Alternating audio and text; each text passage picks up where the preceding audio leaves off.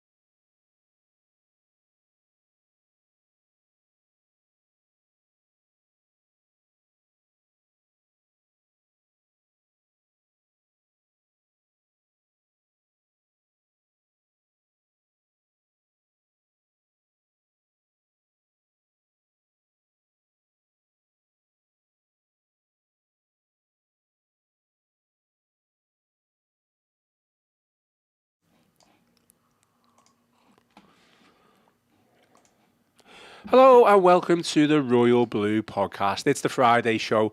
We are live and I am your host Ian Croll. Joining me in the Royal Blue studio today to talk all things Everton, we have back from his holidays, back on the Royal Blue Podcast. It is Gav Buckland. Gav, how are things?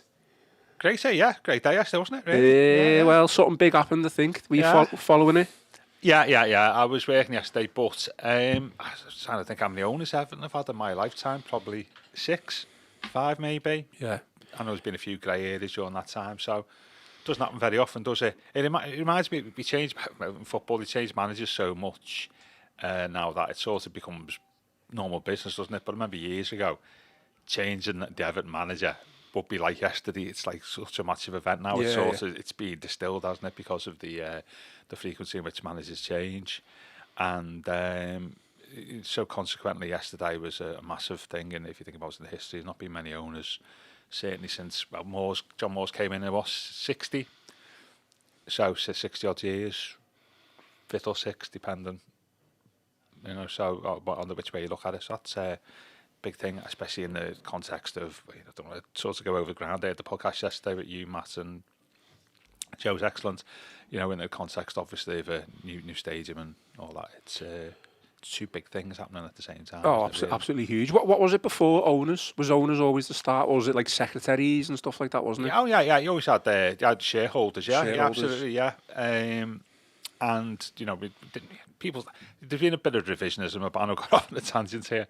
I mean, first proper manager was Theo Kelly in the 40s, but there's been a bit of revisionism now where they count secretaries as managers before the Second World War, of which Rob Sawyer, one of his family members, who was here the other week talking about his book, his family members was Everton secretary. Yeah, so not many. I mean, up until the early 80s, you weren't allowed to sell a football club for a profit because they were community assets. Yeah. The only Spurs got round it in the early 80s. You weren't allowed to sell a football club for a profit. They just shares changed hands and stuff. But it's just interesting now. Oh, that massive change, really, that you would never have seen up until 40 years ago, 30, 40 years ago.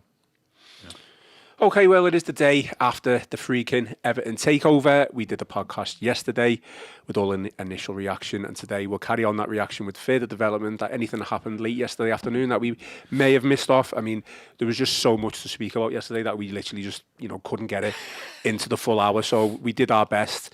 There is also the matter of a huge game on Sunday at Goodison Park against Chelsea, so we'll also get into that. As usual, give this video a thumbs up. Drop us a like, and if you haven't already, please subscribe to the channel. Your support is greatly appreciated. And remember to get your comments in on the stream. We are live, so say hello, leave a question, send us some feedback, tell us if you disagree with our opinions. We love the interaction. Questions, comments are coming in thick and fast. I think a lot of people are just happy at the moment. Christmas time anyway. But what a time! What a present! It was noticeable yesterday that there was messages from fans of other clubs. Wasn't it? I noticed that. And and that's good, isn't it? About Everton fans have suffered long enough. It's about time they had a bit of good news. And that was quite an interesting aspect of it, and that just reinforces the view expressed on the Echo's great front page today about a brand new day. And yeah, it was an excellent day's events really, and the Friedkins came across as you would expect them to come across, in a professional, strategic. You see the clout of the people who are going to be on the board, who are going to be in part of the leadership there. Yep. That shows you, with all due respect to the people we've had in the past, where maybe we've fallen short a little bit, and with all due respect to them, and that points to a brighter future. But I was just saying to Joe Rimmer outside, though, is they've done the easy bit, haven't they? Buying a club is the easy bit. If it was 100% job, they've done 5% of the job. Yeah. The hard 95% now has to begin. Well, it's already started it. But from what I read yesterday, it was quite clear that they've got a plan how to do that, and they said the right words, and also respecting the club's heritage and the women's football team and so on. The one phrase that they used, which I thought was quite interesting, and it was a bit vague, is to say we want to restore Everton. I can't remember the words. We want to restore Everton to their rightful position in the Premier League. Okay. And I was wondering, well, what is their view of the rightful position of Everton in the Premier League? Is it the same as the fans' view? Is it the same as what other people think our rightful position should be, or what do you think it is? It was quite an interesting phrase to use, because that's what we're aiming for ultimately here, isn't it? That's what we're all after, is what is their view of the rightful position of Everton in the Premier League, and what will they do to achieve that? And I just thought it was an interesting phrase. He never said, we want to be in, I can't remember what Farhad was saying, but he saw that windows of opportunities and stuff. Didn't say, right, we want to be in Europe in, whatever, 2 years, when I'm regular Champions League contenders or whatever. All they said was rightful position in the Premier League. What is that? I think, making specific targets early on in your reign. No, it was just an interesting phrase. No, I'm just thinking from my point of view, it just, you could always fall flat on your bum. Absolutely. You? And that's what effectively happened to Farhad, didn't he? Yeah, exactly. I mean, if you remember, this is obviously a little bit different, but when Martinez took over and he was like, to Ken Wright, I'm going to get you Champions League and stuff like that, and Ken Wright made a big thing about that, and he did come very close to it. Well, he was starting from a high base than what the Friedkins are, wasn't he? As a manager. Maybe they should have said something along the lines of rightful place in English football. But has anyone got a right to be anywhere in English football or anywhere like that? No. It was just an interesting phrase. I'm not saying it was a wrong phrase to use. I'm just saying it was vague, but it wasn't. If you know what I mean. Yeah. What is our rightful position in the Premier League? What our rightful position is in the next couple of years may not be what it will be in 10 years' time, of course. So it was just an interesting play on words, really. I mean, I don't know. You would think if they were looking at it, I mean, there's probably 3-4 different levels, and the teams are changing all the time. People are swapping levels at the moment, aren't they? It's quite an interesting dynamic going on in the Premier League, isn't it? You would think that 7th, 8th, that Newcastle Villa level, wouldn't you? That's what you would. Yeah. That's what you would think. Well, that's the initial aim. That's what the rightful position would be, based on history as much as anything else with Villa. But it's what lies beyond that. But that's such a massive chasm. It's because I know they're actually. I think they're taking over at quite a decent time as well. In terms of it's quite obvious now that actually that big six is disappearing a little bit. We were pre-COVID. We were saying, there's a big six, and they were entrenched, and every year it was the big six. And I think the only team that got into it was Leicester, wasn't it, over a period of 5 or 6 years. And before then we had the big four. And now it's become more fluid, hasn't it? That actually... Well, you could almost say it is the big eight. Like you could say the top eight anyway. Maybe say only at the moment it's only like a big three, possibly. And what's been shown over the past few years, and again this year, if you're in that group of say clubs 7 to 10 in the Premier League, you have a good season, you will overtake a team in the Big Six who's had a bad season. Yeah. And so that's where the opportunities arise. And not only you're seeing that now, you're seeing like there's clubs challenging that 7th to 10th places, and like Brentford, Fulham, so on, Bournemouth, even Forest this season. And so the dynamics are changing, I think, in the Premier League. So it's actually, if you look at it that way, it's quite a good time to take over. In that you can probably play catch up a little bit quicker than what you think. But look where Villa were a couple of years ago, and they've had investments and stuff to where they are now. And so things, in some respects, they've probably got maybe an easier job than Moshiri in terms of the expectations. And I was just an interesting phrase to Well, we expected Moshiri to spend money, which he did. Yeah. The Friedkins aren't going to be able to freely spend money the way Moshiri did. And really, Moshiri shouldn't have spent the money the way he did anyway. No, yeah, but what you've seen, though, haven't you, over the last, certainly in the post-COVID era, is actually you don't have to spend a lot of money to be competitive. You've just got to appoint the right coach with the right tactics and be smart, with the way you buy players, and that's what the priority should be. Moshiri, that wasn't his priority, wasn't it? Moshiri's priority was just spend money. We throw enough more money at it, it'll work. Get a Hollywood manager. Absolutely. Marquee signing. Yeah. All the wrong things. Unless you've got City, Chelsea money. Yeah, and you appoint effectively a chief scout as a director of football. So there's mistakes to be learned, I think, from the Friedkins, from both their own experience and from Moshiri, but it's a different animal, the Premier League now, I think, to what it was in 2016 in the owner's favour. There was an insight, I'm going off on a tangent, I was reading something the other week, was saying, pre-COVID, the amount of money spent in this Premier League, 2/3 of the money spent on transfers each season was the top 6, and the other third was the rest of the 14. That's now pivoted. Leveled out a bit. It's pivoted where 2/3 of the money now is spent by the other 14 and only 1/3 by the top 6. So and that's been reflected in the way it's a lot more competitive, I think. Whether there's qualities there is a different question. Yeah. But it's in a wider footballing sense, it's not the worst time, I think, to take over a football club in the Premier League if you've got aspirations of moving upwards. I know you've got the PSR thing, but what we get moving a new stadium and the commercial opportunities they've been speaking about will give us hopefully a little bit more scope to spend that we've had before. And so that there's, I think the wider football environment means that actually they've got a few more opportunities, as I say, than what Moshiri had. I mean, I don't want to harp too much on about this because we've spoke about it at length and it's probably a separate pod, but the rules and restrictions that the clubs all signed up for, which again, we voted for it. We voted for it. It is going to restrict. Well, it restricts everyone. Yeah. But I think that if you look at the likes of Villa, using Villa as an example, they've obviously had the investments. They've managed to break the glass ceiling. They've got into the top 4. Yeah. Struggling a little bit this season, although they've obviously gone back up the table.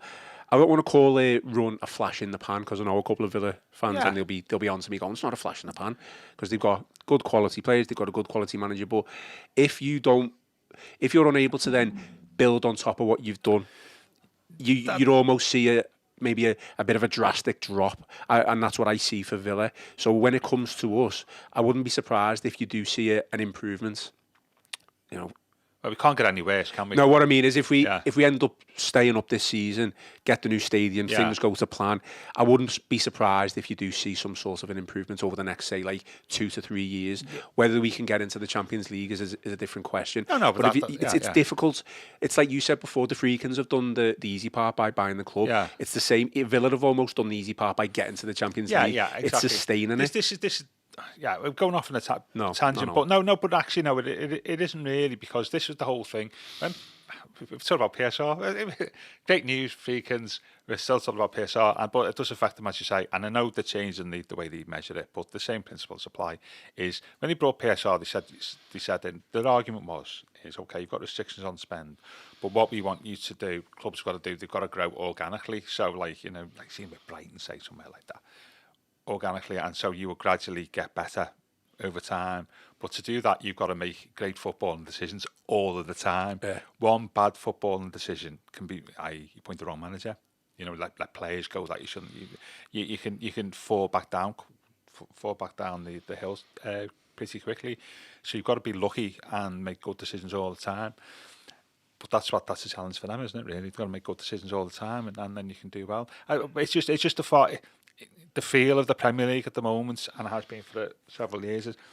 It's a lot closer in the top half of the table than what it was certainly between the periods of say 2004 up until COVID.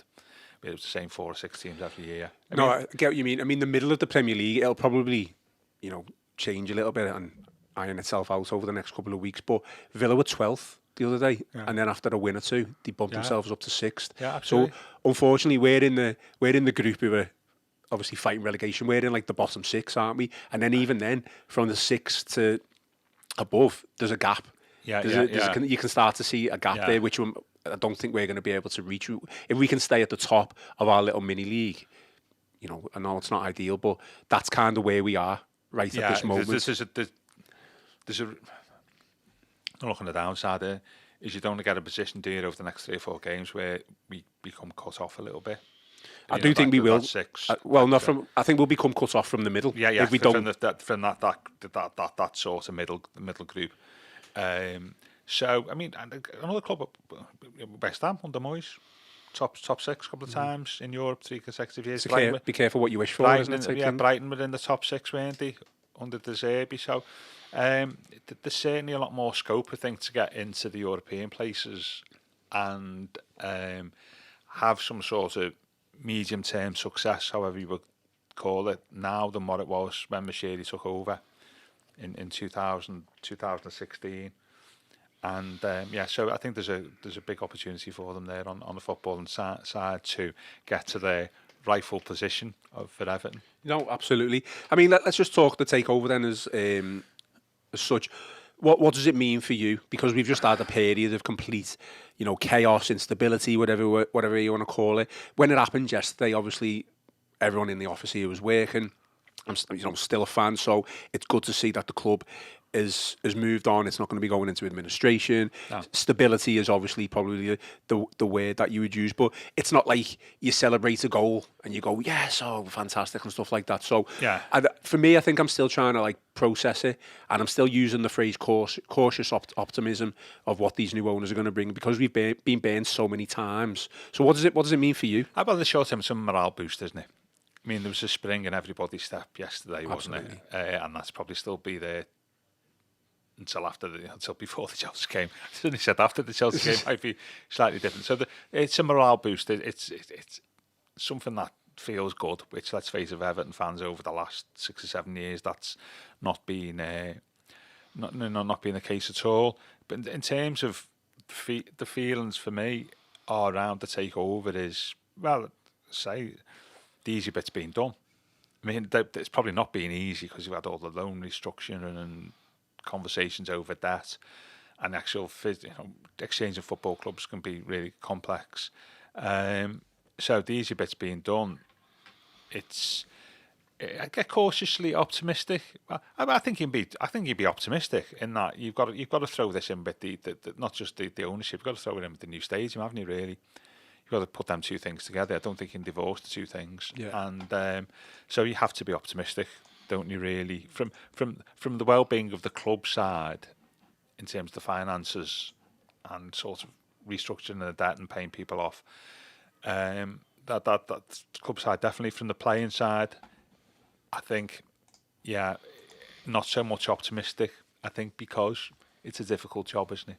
That's the hard bit, isn't it? Really, they've got decisions to take, haven't they, and plans to carry out. And let's say you can't have this conversation without talking about the Roman experience, can you? Exactly. Which is, but and I know the two, English football and Italian football, is completely different, and Everton a different club to Roma. Get all that completely, but you have to have that has to water. Sorry, that has to water down. You know, your expectations in terms of what you think the Friedkins can bring in terms of expertise. I think personally, and how they've reacted in certain circumstances in Roma. I was just thinking outside looking in. If someone's looking at Everton now and just been taken up by the Friedkins, who are now on their fourth manager this calendar year, is it, Roma? Yeah. You'd be saying, that's interesting. Yeah, well, but that doesn't necessarily mean they can't get it right at Everton, and because within that you would hope that they've learned from their mistakes at Roma, they've learned from the mistakes that Moshiri made, and they can bring them two things together. They can make it happen on the football side, but they've got to make the right calls there, haven't they? Yeah, I mean, just on that, I said this yesterday, that referring to the Roma situation, the amount of managers that they've sacked in such a short space of time could be beneficial to Sean Dyche, in the sense that they don't want to be as gung-ho in sacking managers as what they've been seeing for Roma. Because I think, I'll be honest with you, looking on social media, speaking to a lot of fans, I do think that a lot of fans thought they would come in immediately and he would just be sacked straight away. And I just don't think that is the case whatsoever. What fans want and what the owners will do are two completely different things, aren't they? And I think, and listen, we get all this, we've spoken about this on the podcast. Fans wanting Dyche out and wanting, you totally get all that, the way it's gone, particularly this season. So I get all that. But you've got to see that in the context of the new owner coming in and what they want. And actually, what they want is a little bit of short-term stability, isn't it? And there's a number of reasons for that. A, because you've got to sort all this stuff off the pitch. B, obviously, with the move to the new stadium and the advances that brings, you don't want to be. I mean, and Joe said that. Joe's used that phrase, hasn't he? Project manager. Yeah. If for between January and the end of the season. You don't. Sorry, not just project. It's talking about project manager for the long term. What you don't want is to park that and just have to employ a crisis manager, as it were, between January and May. Dare I say Sam Allardyce figure? You just want the next manager, whoever that is, has to be a project manager. And I think they'll want to keep Dyche and Dyche specifically, I think, in place as long as possible, and that would be the smart move for me. The caveat to all of it, sorry to interrupt, the caveat to all of it is that, for me anyway, pure speculation, is that if they hadn't had the experience that they had with Roma, then I think that Dyche could have been in a lot of trouble. Yeah. Because they haven't had the experience, not having that experience with Roma, and going through the process of hiring this Hollywood manager in Mourinho, who's then been successful to an extent and won a trophy, but then for chaotic things that take ages to rectify. Yeah, to then go and employ a former, player who's considered to be a god over there. Yeah. It's obviously not worked out from their point of view. So they've obviously had the fingers burnt. Yeah. And hopefully Roman is a bit of a template of things what to do when things go right, but not what to do when things go wrong. I totally get what you're saying there, and I've not thought about it that way, but you're probably right in that they don't want to getting a reputation of wherever they go, they just sack managers willy-nilly. Yeah, I'm sure they're not like that in other businesses. I'm sure that they'll have in the back of the mind here that actually we sacked a few people at Roma, and that's not really change things in the short term. Let's give Dyche an opportunity, but that doesn't necessarily mean he's fireproof, does it? And I think you know what I'm looking at. I'm looking at the who do we play after Man City? Is it Forest and Bournemouth, and then it's the Cup. Yeah. Those Forest game at home, that looks a massive game. I mean, I'm not sure the Friedkins are going to judge Dyche over the City game. Chelsea City game. And Chelsea City games, though. City is probably one of the more easy 3 points to get in the Premier League this season. Well, they play Villa this weekend, so that's not an easy game for them. No. So you'd rather their run of poor form obviously continue. Yeah, tongue in cheek there, because obviously they've got a lot of firepower. It's those two games, isn't it? Because Bournemouth is there's no New Year Day game, is there? Bournemouth's the first weekend in January. Yeah. The Forest games, I think, are particularly important. If you get 3 points out of Forest, which, let's face it, eminently capable of doing, that I know it's helped that the Liverpool game was postponed. And even before we got 3 points against Forest, disregarding the City and Chelsea games, that's 7 points. Yeah. In December. Well, we've already got more than what I thought anyway. From 5 games. If you get something from Chelsea or City or just one of them, all of a sudden it's December, which just seemed like a massive disaster area of a month. Yeah. You could end up getting 7 or 8 points from 5 matches, and all of a sudden, it's with a couple of easy games in January. All of a sudden, Dicey's in a far better place, isn't he, at the end of December than what he was at the start? So I think the Forest game is looking increasingly like the Wolves game did. And, at the end of this month, it's a really pivotal game in how we view Dicey at Everton. And I guess more so if we lose the next 2. Yeah. Ipswich obviously beat Wolves. We were 5 points ahead. We're only 3 now. Yeah. Is that right? Sorry, we're 3. I think we're 3 ahead of Ipswich, whatever the matter is.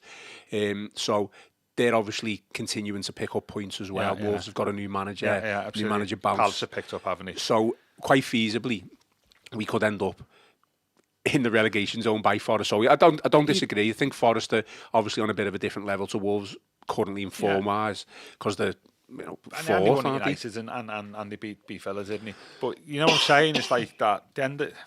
That's a pivotal game. How we, I think that in terms of the Friedkins, I might be reading this wrong. In terms of the Friedkins and Dice, that could be a pivotal match. That if they win, Dice has got so much more breathing space. If they get beat, it may become awkward, as you say, if results of other clubs below us they pick up. Given what you're saying about Ipswich and Wolves, so I think he's got short-term credit, hasn't he? Really. But it's that Forest game and the Bournemouth game to a lesser extent that could dictate what happens, really.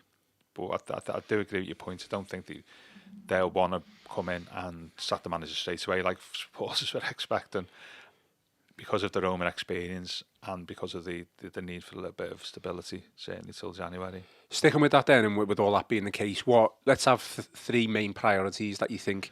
Obviously, we'll discount the board, because that is the first action that they've done, and Mark Watts, the board has been put in place effectively, so that's good news. Other than that, what are the first 3 priorities, short-term priorities that you think? Short-term, well, we've spoken one of them, haven't we? Is how they play the management situation. Okay. I think the second thing is how they play the January transfer window, because Farewells are going to have a big say in that. Well, yeah, but that could be tied into the future of Dyson Tower. I think they may have spoken about it. There's so much stuff knocking about yesterday. I couldn't remember which is his opinion or which is what they said. The hands are still tied in January, aren't they? I know there's been sounders from the club that they think they're okay from the PSR perspective, both for last year and this year, which, okay, they'll take it on that way, but that still means that they're restricted what they can spend. So it will be interesting to see how they handle the January window. In terms of, I don't know what's happening with Calvert-Lewin these days. If something came in for Calvert-Lewin, possibly. There's a rumour that he'd signed the contract, but I've not heard that yet. So how they handle the January transfer window, I think. So those are the 2 things on the pitch. I think the third thing is obviously off the pitch is how can we. I know work has obviously been done, by people at Everton before the Friedkins came in.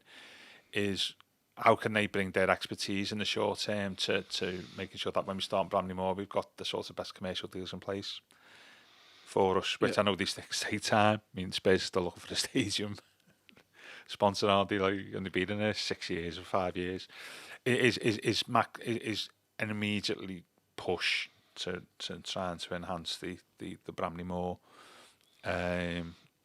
opportunities, using their vast web of international contacts and stuff, so that benefits us. That we didn't have that before, did we really? So I think those will be the three main tasks between now and the end of the season, really. In the background there, I'm sure they'll be having in there a project if Dyche goes, because he's at the end of his contract. CEO as well. Manager. Yeah. But there's lots there. There's loads. That's what I mean. But from the playing stroke commercial side, those are the three things. And I can only reiterate what was said yesterday and what lots of people have said is when it comes to be writing the history of Everton around this time over the last 5 or 6 years. I think you could fire bullets at a lot of people, but I think bulletproof is Colin Young, who's done a brilliant job in terms of the stadium itself. And big construction projects can go, massively over budget and massively, in terms of the time span of delivering them. To do both, so prices are always going to increase because of COVID and obviously the war in Ukraine. To get it delivered and to the spec that it's being delivered to, everybody is a great fan of it in terms of the design. I think that's a massive, massive plus for what Colin's done for the club. That Roy Keane said that's his job. On the second side, he's literally been left holding the baby, hasn't he, for the last 18 months? I mean, surely in terms of the club during this period since the time they went in for the club and then pulled out and then carried on with the due diligence, surely they would have been in contact with Colin, with constant dialogue with him. There's all sorts of back channels there, isn't but there? What I mean is, they're not just making a decision on a whim to keep him on the board. They would know exactly what his worth brings to everything. Oh yeah, but absolutely. Whenever there's a change of ownership in any business, you always keep an element of the previous regime in place for continuity purposes. In Colin's case, for two reasons: A, the continuity purposes, and B, the stadium has yet to be used yet. So once it's, you want to make sure the stadium's in steady state, as it were, and everything's great. Before you make a lot longer term decision on the future. So yeah, but I just think he's done a brilliant job both with the stadium and the club, because it's been such a difficult time for him, for everybody. And we know not being a CEO is not his skill set, as it were, but I think his communications have been measured and have been timely. And getting this deal over the line as well with the Friedkins is obviously helped his reputation, certainly from the outsiders looking in. And he's one person who can look back on this time with, I think, a degree of pride, which is not necessarily the case for some people. Okay, I think we probably just need to briefly talk about the debt situation.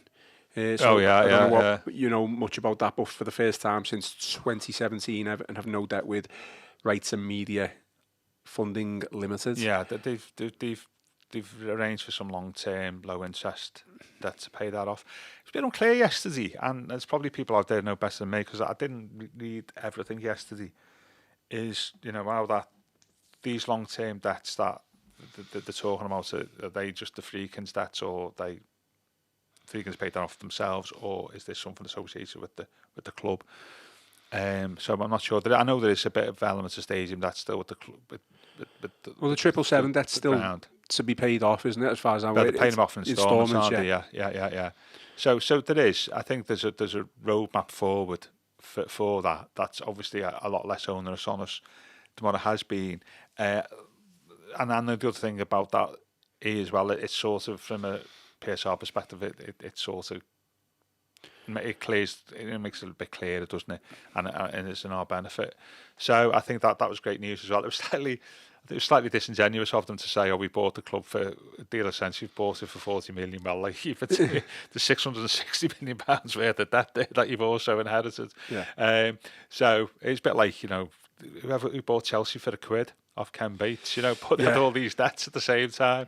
So that was slightly misleading. You can see why they said that in terms of the business, but so we're a lot clearer around the debts as well, aren't we? So that they certainly the Rights and Media funding has been a millstone around our neck for the best part of a decade, and before then under its various different guises. And obviously, I think we're fed up of ACAP and 777 as well, aren't we? And Well, the interest rates on it have just been ridiculous. And the other thing as well within this is Moshiri, which is key, and which is always going to happen, is Moshiri's converting the shareholder loan, the 450 million, to equity. So the issue over the associated parties transactions and any interest on any shareholder loans, that goes away as well, which you needed to. So that was the other aspect of it, wasn't it really? But how that weaves its way into club's finances going forward remains to be seen. What did you make of the report from Joe Thomas that Moshiri would like to come to a Goodison game in the foreseeable future, and the fact that he hasn't been at Goodison for God knows how long? Why? That's my point. Why bother? Why bother? I could see why you probably want to go to the stadium. That was my sentiment. Yeah. I've seen a lot of people on Twitter saying, yeah, he can come if he wants, like he'd be welcome to an extent. But I did just think, what's the point? Yeah, I can see him wanting to pay visits to the new stadium. Yeah. You know, but I think it'd be awkward. It's yeah. Well, the first team match first game, whatever, at Bramley Moor. I could see why you'd want to go there, but I'm not sure why you'd want to go to Goodison. It's like your ex showing up when you're on a date, isn't it? I with a new date, you wouldn't know about that. Well, neither would I, to be honest. I'm a married man. But yeah. No, seriously. Mrs. Buckland might have something to say on that one more than me. But yeah, I think it's a bit needless, really. I mean, it would only show up, really, being an absent landlord over the last 3 years, wouldn't it? It'd only bring that more into focus. You don't see him. And then all of a sudden, it's better for him to turn up. He turns up, so I'd stay well away. I found it just bizarre, to be honest. If it was true, and I think it came from Joe, so wouldn't doubt that, was it? Yeah, it was reliable. So yeah, I just found it really bizarre. But is that in keeping with Farhad sort of psyche? Yeah, decision making and chaotic approach to things. It's probably just normal for him then, isn't it? Oh well, I've sold the club. I'll come back in a couple of weeks. Yeah, absolutely. He's not been great at reading the room, has he, Farhad, over the years?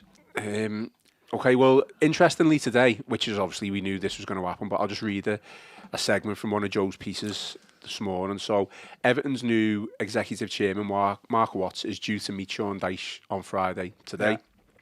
Might be happening now, might have already happened.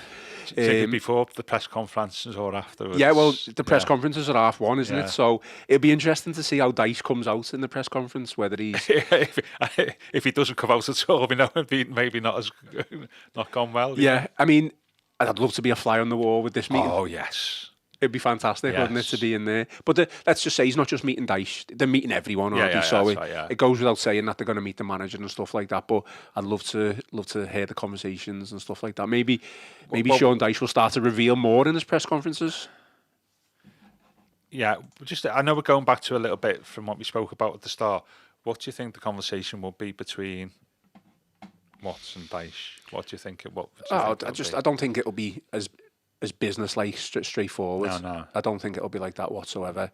Very much so when they probably met with Kevin Thelwell and stuff like that. I don't think it'll be as bit of a meet and greet, as formal as what you think. I think it'll be just only putting pieces of the jigsaw together. Thanks, Sean. You're the manager of Everton. Carry on and carry on.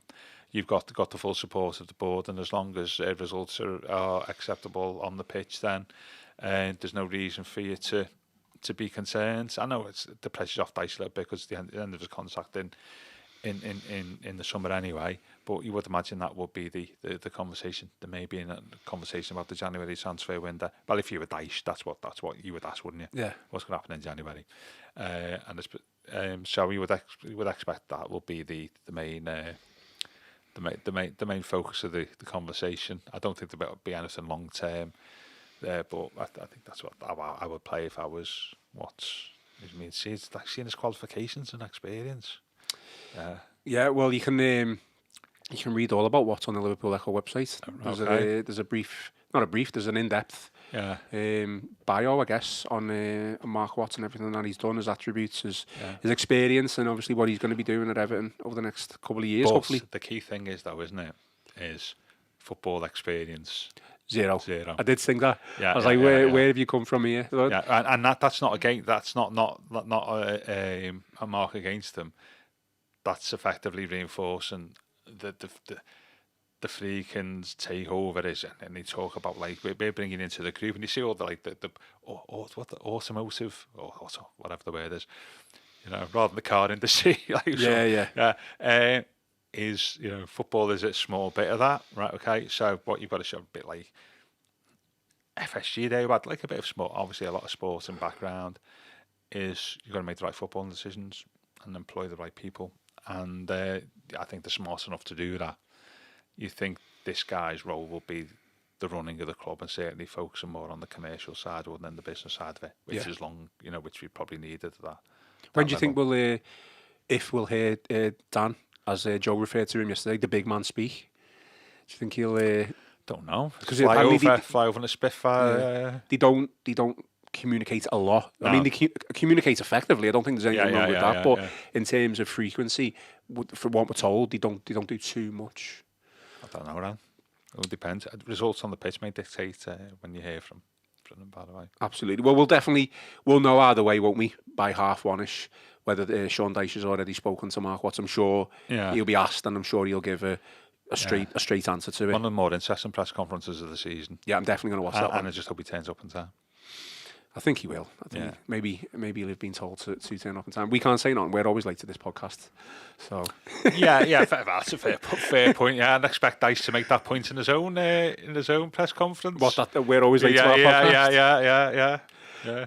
I want to leave a little bit of time for Chelsea because obviously it is a football podcast and we want to speak about football. But what percentage of our time on podcasts is actually about football? Well, we've done. I'd say on the pitch stuff. We're about 40 to 43 minutes. And we've not spoken anything. It's a pretty normal course of events for this podcast, isn't it? Really. Do you know what was interesting? I seen a couple of people tweet yesterday saying if in say like 18 to 2 years time you haven't heard much of the Friedkins or you don't hear much of the Friedkins, then they'll have been a success.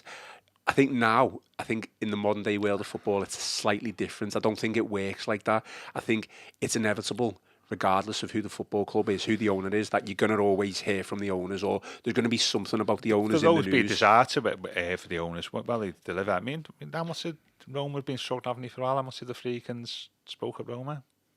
Even though they've been struggling for 18 months or so. I mean, I guess to combat that, if you look at Liverpool, their owners are regularly brought up from time to time in reports. But I guess from the City point of view, the most successful club in English football over the past 10 years, I guess you don't hear too much from them or about them. They're a little bit their owners, obviously, geographically and stuff. No. I guess it's right in a way. I'm going back on myself now a little bit, but the turmoil, say clubs that have been in turmoil, I guess you do hear more about the owners. Yeah, that's effectively what you're saying is really, in the past when Everton... When I heard from Moshiri, it's because the club's struggling, isn't it? Yeah. We don't really want to hear from Moshiri if we're doing okay, it's because the club's struggling. If we don't hear from the owners, you would hope that is actually because nobody wants to hear from the owners because there's nothing to learn from them because things are running smoothly. Yeah. I think that's what you're saying, aren't you, really? And I hope that continues, to be honest with you, because that will show that we're doing well on and off the pitch. It would be interesting to see the expertise that they brought on board, how that's reflected in the club's business, deals. I mean, because I know going off on a tangent here, but there's so much stuff. People say that Everton, right? Okay, and this is the problem they will face. I think people will say Everton commercially are doing terrible. We're terrible commercially. Don't ever quote figures. But when you have a look at our commercial deals, they are exactly what you would expect a club in Everton standing to be. A historically successful provincial club. So our commercial deals are around the same as, say, Aston Villa, Newcastle, where you would expect them to be. They're not poor. People say, terrible commercial acumen of the club. No, it's not the case at all. Our deals are what you would expect Everton to have, based on the size of the fan base, the size of the club, the media coverage. It's what you would expect. And that's what that's what the Friedkin Group will. They can bring all the business expertise in the world, but actually, sponsors will pay. We're talking about shared sponsors here. What what the value of the club is, isn't it? Really, and the coverage it gets, and the how big it is effectively. So it's like I and I'm not denigrating anybody here. So I heard about Everton. So Everton's fan base, massive fan base. Well, we have a large fan base. We don't have a massive fan base. Okay, that's the first thing. So it's always interesting. Do you ever see the graphs of like social media followers of clubs in the Premier League? Yeah. But if you go across the big three, Facebook, Twitter, and Insta, which I believe it's called. Okay. I think the top of like Man United, someone's got 180 million followers worldwide, or 200 million. Sixth is Spurs. You've got 60 million followers across them three groups. I think Everton at 8th or 9th. You know what our total is? 10. Yeah. There's a massive Some of them gap. are going to be the same people, though, aren't Yeah, they? but that's for all the clubs are the same, isn't it? What I'm saying is when you're doing sponsorship deals and stuff like that, they're the numbers you look at, don't you? You know, you can have the best company, leading you, but that's the sort of numbers that sponsors look at, about how much exposure you're going to get, how, whether in the Champions League and stuff. So like TV ratings, whoever watches your it's program more, you pay more sponsorship, don't exactly, you? So linked with that. So in what they will bring to the table, I think, will be a wider group of sponsors. But I don't think you're going to see all of a sudden a share deal like you were getting like 10 or 12 million pound a year for. I'm not sure that's going to rise to 40 million or something like that, because that's related to the size of the club, the exposure, the size of your fan base. But they will bring a lot more than what we've had before. But I don't. There's a feeling out there, isn't it? We've done rubbish commercially. Well, actually, we've done pretty well commercially, based on the size of our sponsorship deals in relation to the club where we are. And I think that's what it's used as another thing to shoot the board with, and I don't think that's right. I think this is why the grant's so important, because it's just going to open up, ample opportunities for everything, for a wider expanse of sponsorship that we've not had before. Concerts as well, events, everything there's going to be so many things that can be held there. Have you seen this talk, isn't it, about, because this thing about England can't play, where's the game, September at Wembley, because of the Coldplay gigs? Okay. Yeah. What a ridiculous situation that is. And I read a couple of should play at Bramley Moor. You said that? No, I've seen a couple of people say yesterday, why not? Wouldn't be. Yeah. So there's I'm not saying, I'm not like putting it down on it. I'm just saying there's a big expectation that they're going to sort all out the commercial mistakes made by the club in the past. But the way I look at it is, actually, I don't think in terms of the deals we get, they're the best deals we could get. Yeah. When you look at our peer group at the time, it's like when Kazoo was sponsoring us and Villa, we would get more off Kazoo than what Villa were, by the way. So, Okay, well, let's quickly move on to Chelsea, because I do want to read some of the comments out as well. So Chelsea played last night, Shamrock Rovers. They won, obviously. The third team was playing. Yeah, I was going to say it's not going to be the same team that plays against us, but what are you expecting for Sunday? I mean, we had a fantastic... Let's talk about football. We had a fantastic result against Arsenal away at the Emirates, 0-0. I think I asked Connor the same question, but are you expecting us to set up pretty much the same as we did against Arsenal for Chelsea? And there's nothing wrong if we do either way. I think we need to be a bit smart. It's a high risk thing. I mean, I can't help but thinking back to the Arsenal game at Goodison last year, where we basically camped in the third, didn't have a clue. In our third of the pitch, didn't have a clue when we broke out, and they scored about 10 minutes. It was a Trossard near the end at the park end, didn't they? And that was the game over, So I think the Arsenal game is a high risk though as well, obviously, isn't it? Yeah, but away from home, slightly different vibe, isn't it? I think at home, I think you would expect a little bit more. I think, and also knowing that Chelsea, they do concede goals, and they are a little bit more open, I think, than they've got Arsenal. A terrible record as well against us over the past couple of seasons, anyway. The club we've beaten most at Goodison since 2010 in the Premier League, by far. So we've got a great record against Chelsea at Goodison. And that could play into it. I think they're a really dangerous team, aren't they? I mean, they are like the bit of the joke. You talk about like the Premier League champions. They are a little bit of the joker in the pack, aren't they? Really, he's done a great job, the manager there, from a dysfunctional club, I suppose, in terms of we all know about the buy-in. Having said that, Pochettino got a bit of stick last season, but he won more points in his final 16 games as Chelsea manager as what Chelsea won this season. So he's just, he's carried over like that. Poch, I love Poch. Did well at the end of last season, so that momentum's continued. Very dangerous team. Obviously, lots of goals in them. I think it's going to be a really tough game. I think against Chelsea, I don't think sitting back in the final third will do any good because I think they have got a lot of firepower, and you've also got to address sign of what you do with Cole Palmer as well, who's probably the best player in the Premier League at the moment, probably with Salah. So I wouldn't like to think that we just sit back for 90 minutes and just play a high risk game. I'd want us to be a little bit more adventurous than what we were against Arsenal. For a number of reasons. Go on. Sorry, I have all this hype of the Friedkins, they're great, and then to see a dice low block for 90 minutes, it doesn't appear to fit in with the spirit of the game, does it? But I think that goes back to what I said before about I'm still trying to process this takeover. Yeah. Because it's so early. I mean, it hasn't even started effectively. Yeah. That I'm not getting ahead of myself like I maybe would have done when Moshiri had come in. Do you know what I mean? And let's face it. Well, that was new, wasn't it, Moshiri? You know, the Villa game away and stuff, and what was said on the terraces. So that was in terms of a step change. That was a massive step change for the club. This necessarily is not the same. I think Chelsea are a very dangerous team, aren't they? And it's going to be tough.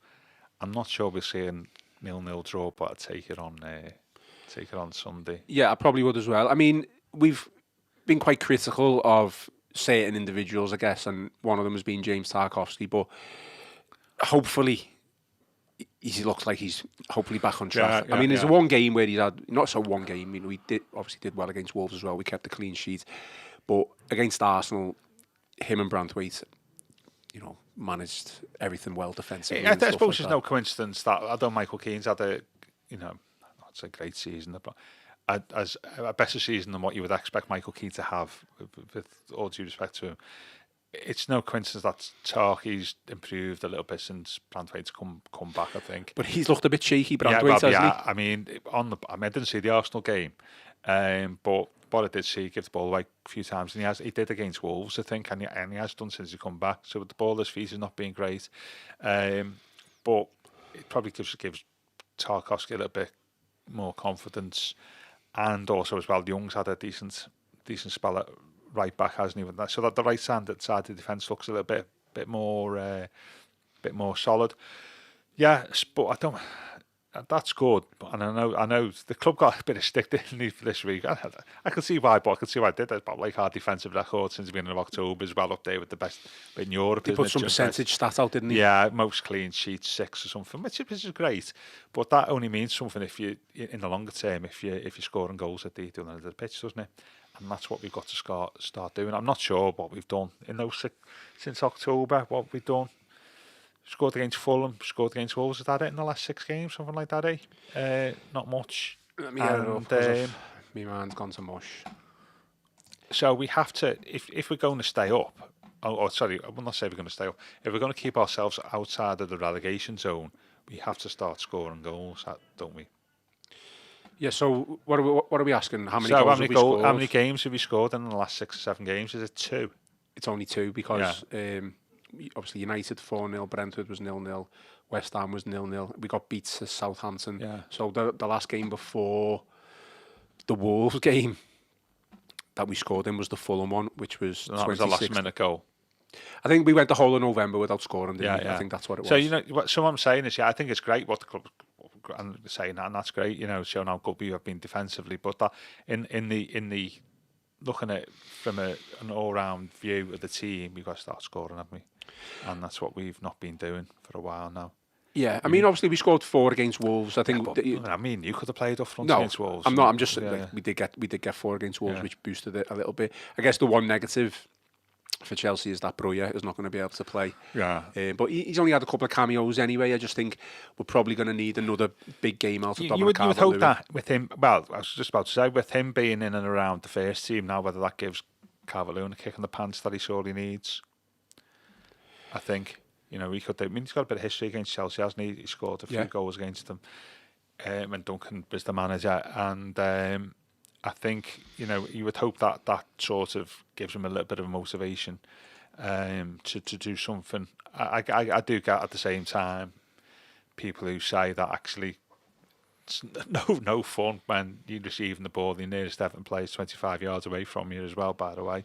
But we need to get a little bit more creativity in that final third. There's been Lindstrom been poor, hasn't he? He's been disappointing. Yeah. I think I was at the beginning of the mindset that he needs a run of games because he looked, well, he just didn't look on the pace at all. Yeah.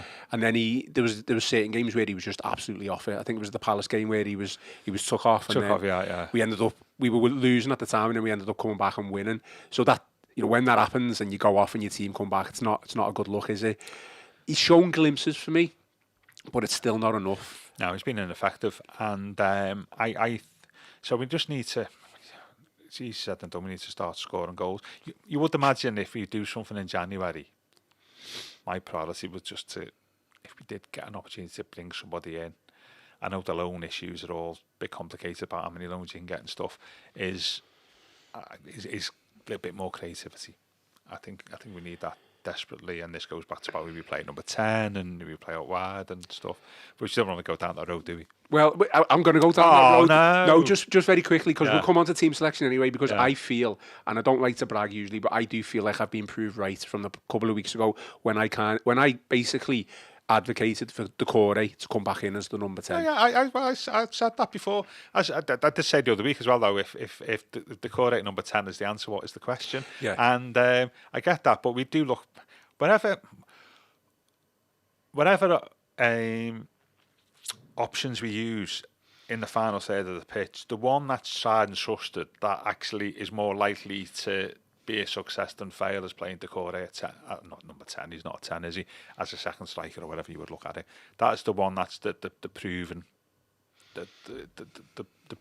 is proven to work, not well, but it has made us harder to beat and more solid through the midfield. Okay, we lose a little bit of creativity behind Calvert-Lewin and get that, but I would agree with you. I'd definitely say. Yeah, I mean, I'm going to get slated for it, and I know a lot of people agree with me, a lot of people disagree with me, but I'm not advocating as such as a long-term Decore to be that answer.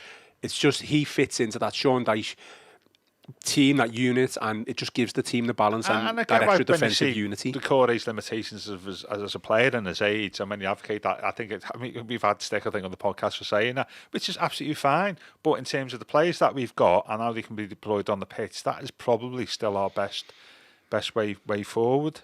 And I suspect that will happen on Sunday. So, all right, well, do you want to just quickly run through your team? Is it effectively what's the same team as what played against Arsenal?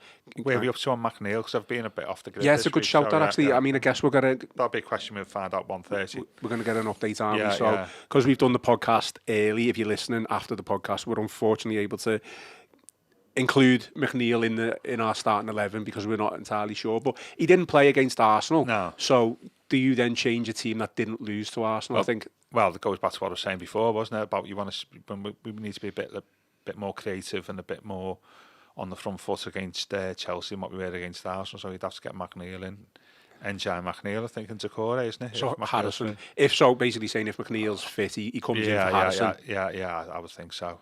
And I keep the rest of the team. Yeah, I'd probably go with that, to be honest. If I'm being totally honest, I didn't watch the entirety of the Arsenal game, so I don't know how Jack Harrison played. Let us know in the comments if he played well. I listened to it on Everton Radio, Malaga Airport on Saturday, and I didn't hear any Everton player's name mentioned for another 80 minutes, given the dearth of the ball, and I think I'd keep the same team, and I think it's but bring McNeil in if fit. Is that where you went? Was it Malaga? I was telling people you were in Cyprus for some reason. No, it's quite funny actually. I was looking at the flights, coming back on Saturday, and there was an early flight which got me back for the Arsenal game, and a late flight which missed the Arsenal game. And I was trying to edge Mrs.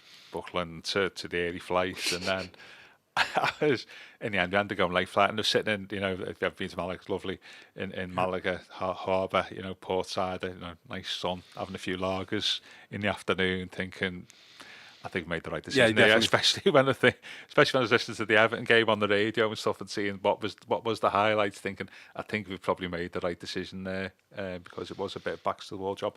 But I'll tell you what, hell of a vital point that, wasn't it, really, in the great scheme of things. That could be very, very useful at the end of the season, or by the end of December, the way we look at it at that point.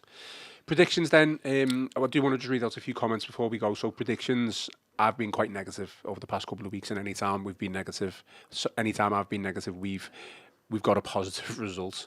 So I'm going to go with been negative too often then, yeah. I'm going to go with a 0-0. But yeah. So that's probably I'm positive. I'm going to go with my Alan Shearer sitting on the fence, 1-1, I think. No, I'm saying that, don't you, about Alan Shearer sitting on the fence?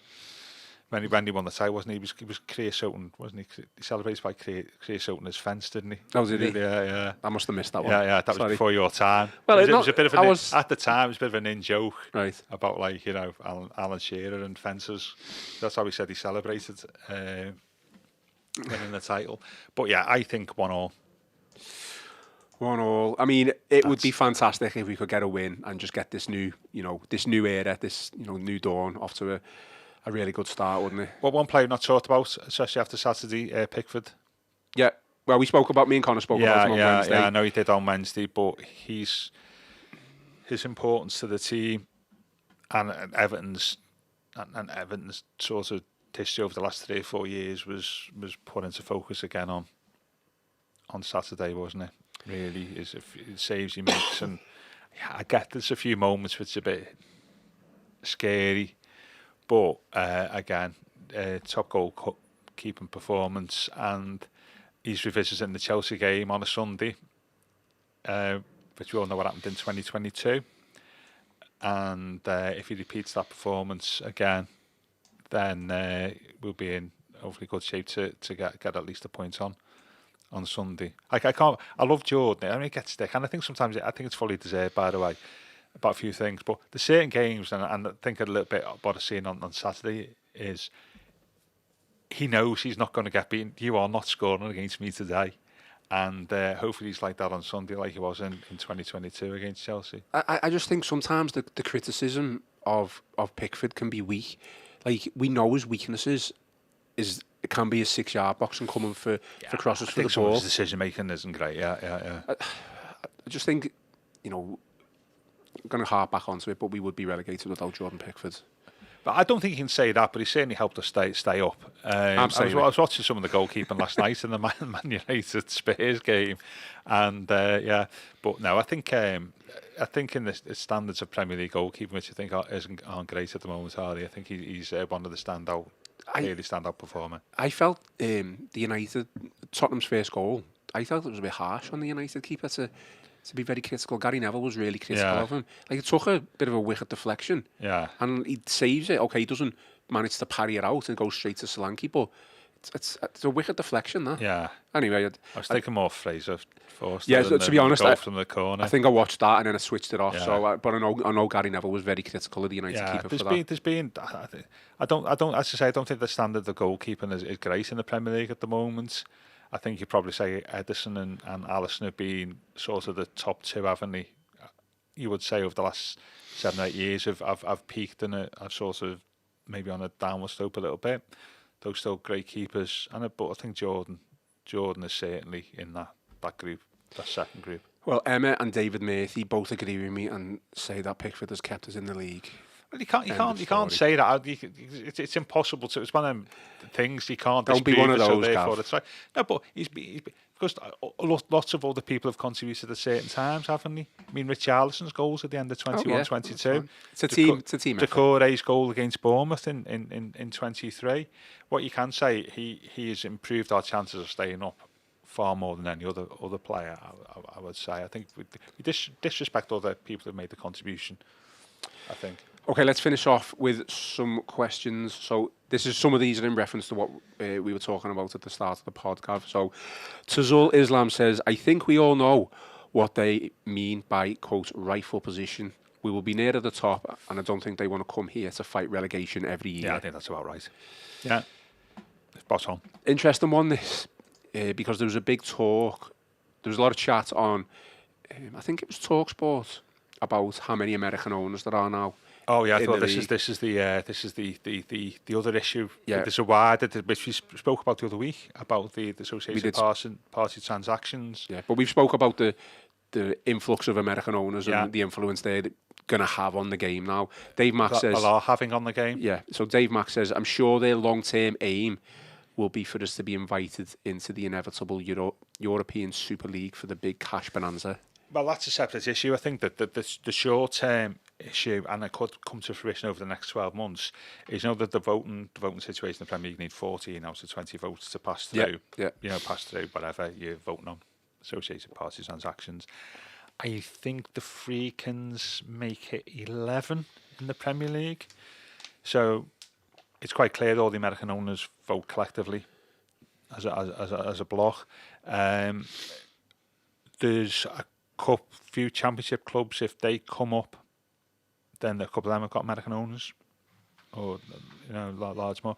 You've got clubs like Brentford, West Ham, Spurs, who large elements of them that are up for sale. So you could be over the next 12 to 18 months. The Spurs have got an American owner anyway, haven't they? Yeah, sorry, but it's still up for sale anyway. Okay. No, they haven't. I thought he was American. Joe Lewis, no, I think over the next 18 months you could get to 14, and then that becomes interesting, because one of the things about American sports is they don't like relegation, do they? So will they push for the Premier League to surely that can't be a close shop? Well, this is where the football regulator comes in. You see.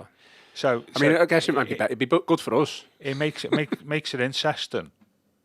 It makes it interesting then if you've got a 14 teams or 14 clubs who all vote for one thing all the time, and I think that is the more pressing concern for English football, that actually they will look at it, things how lots of things there, ticketing prices, TV deals, times of games. Well, actually, we might want our times of games to suit the American market. All that type of stuff. It's they're all in it for like off-field activities. Is bringing the whole like clubs, and this is what the Friedkin Group we have to have. It won't be just about the club. What the Friedkin Group also say, obviously, is the advantage, the possible advantages of being around Bramley Moor, about the wider investment in that area, and the land around it, and all those non-football stuff that a club can take advantage of. That's what the American owners are really, really here for as well. And I think you will see them pushing for stuff that spectators won't necessarily like. Like ticket, caps and stuff like this. The existing owners already started to do that, though, haven't they? Yeah. And they've already started to do it. Time changes of league games, like 8 o'clock Saturday, 7 o'clock Sunday. Some of them are driven by midweek European games. So it's fascinating, I think, when you look at it like that actually, if you get a group of owners who all after the same thing, who are all American, then that may not be for spectators' advantage, which they never are they really? But I think, and also then you get this standoff, don't you, between the Middle Eastern, the Gulf clubs and the American owned clubs is another aspect to it. Fantastic comment from Robert O'Brien here. We're into extra time now. I love that. Oh yeah, I think most people have probably left periods for their We've post still got match. quite a few people watching. Oh no, that's cool. Let's finish off with one comment because I feel like it's poignant. So it's from JD6742. They, the Friedkins, obviously, must decide the director of football first, then empower him to make the decision, i.e. the coach. To do otherwise is just doing what the previous owner did, which obviously failed. And then the last point, which he says, which I think is poignant, patience, I'm afraid, is key. Yeah, I agree with that. I mean, that's what you would normally do if you wanted to get it to work properly, is employ the director of football first. and then the manager afterwards. But that direct football could still be Thelwell going forward, couldn't it? Which I know you had the discussion about yesterday. That when you say appointed director of football, that doesn't necessarily mean a new director of football. That could mean, leaving in their gift who the management appointment is, or giving them a say in it. Yeah, I agree with that. Patience. Yeah, I think I get that, and I think that should be right. That's right. Small steps all the time, and I think sort of on that, the new stadium buys people time, doesn't it? Yeah, buys them time, because people, as fans, you'd be so enamoured with the new ground and what it brings that actually you could say, okay, we understand this is part of the patience process that we will build from this. So yeah, I would just one final question. We'll have to go now, but we talked about Thelwell yesterday and the new dynamic now that is going to exist. We don't know his approach really, but do you think he will change his approach now that we have new owners? What I mean by that is he's been restricted to an extent, hasn't he? He's not really been able to make much decisions. He's not been able to, if he wanted to sack Sean Dyche, he's not been able to do that. He's been restricted in the transfer window because of budgets, etc. Do you think he's obviously going to want to show his worth? Joe yesterday stated that he believes that Thelwell wants to stay on as the director of football beyond his contract, so we'll see what happens there. But in the meantime, in this period, do you think he's going to change his approach in any way? I don't think he can he? You've only got one transfer window, haven't you? And that would be dictated by PSR and what the owners want, so I don't think it will be. I think there's a far more interesting conversation with Thelwell than Dyche. I think he's going to be more aggressive. Is he going to be more aggressive in his approach or anything like that? Like, how can you be more aggressive? I don't know. I'm just thinking like visible. Yeah, I guess like doing more interviews with media. Little tidbits of coming out saying, "Well, I'm not putting words in his mouth as such. I'm just saying, to an extent of maybe heaping pressure on the manager to get more results, to make him look good, effectively, to show his worth." Because we know he did the interview with Julia, didn't he? A couple of months back. Yeah, he did something from the paper, didn't he, the other week? Yeah, that was more about the academy, wasn't it? It'd just be interesting I'm going to find it interesting to see what happens, if anything. I think it'd be more interesting conversation with the director of football than the manager. I think in some respects, the director of football has got more to lose, possibly. Because I think is less... You know what I mean? It's like Dyche's contracts end. Managers are easier to move on than directors of football. I think what I'm saying there. Though Rome would have had a couple, haven't he? So yeah, we'll see. Last and final question. Said that about 3 questions I know, but ago. this is the last and final question, and it's come from... Where's it gone? David Murphy again, and Peter has also said it. Has Gav written a book? Oh yeah, I was going to say, I'm contractually obliged to say, I know this was the last bit of any other business, but my book, The End, Everton 1985-94, yeah, it's selling well, and I'm doing another book signing in the free school for the EDSA, Disabled Sports Association, Christmas fair on Sunday between 12 and 1, and there'll be softbacks and hardbacks that you may see at some point in the studio next week. Yeah, I will be signing a session. So, if you don't meet and greet with me, I don't think people want that though, do they? You never know. The famous Gav Buckland. Between 12 and 1. And thank you for everybody who has bought the book so far and for the positive comments I have had as well. Really appreciate it.